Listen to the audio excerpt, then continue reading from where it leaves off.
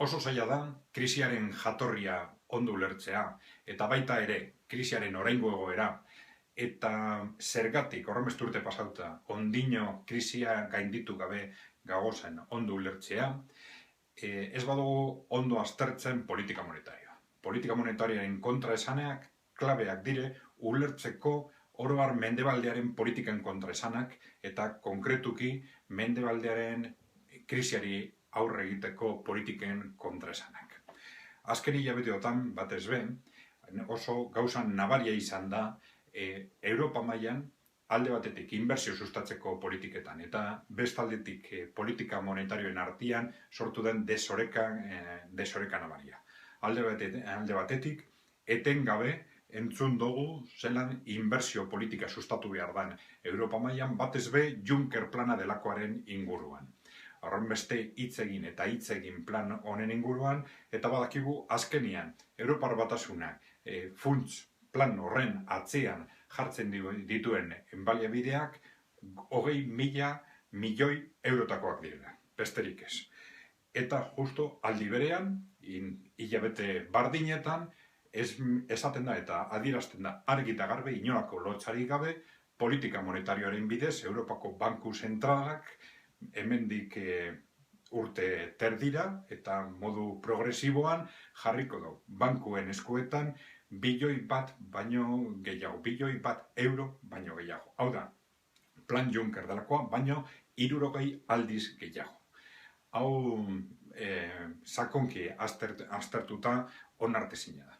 Onartezina da, ze azkenian politika monetarioen bidez, aitzaki batzuk edo beste batzuk jarrita, egin nahi dana da banku sistemari behin eta berriro ere laguntzea. Laguntzea oso egoera zailan dalako.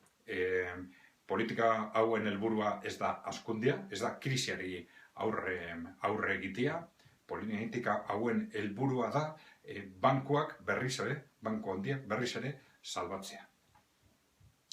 Edozein ikuspegitik aztertuta, indar politikoak nolabiteko reakzioan sortu edo sustatu beharko leukie egoera honen aurrian. Ez da berriro.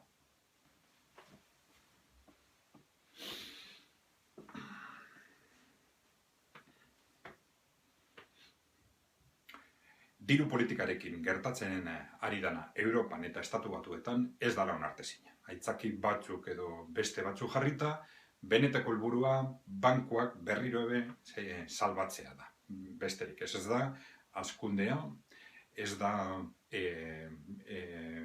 politika monetarioen oreka apera, helburua da behin eta berriz bide berriak bilatzea azken egoeran edo eskoera oso zailan dauden bankuak salbatzea, rekurso bien gehiago bilatzea, moztu ditzen dut berriro.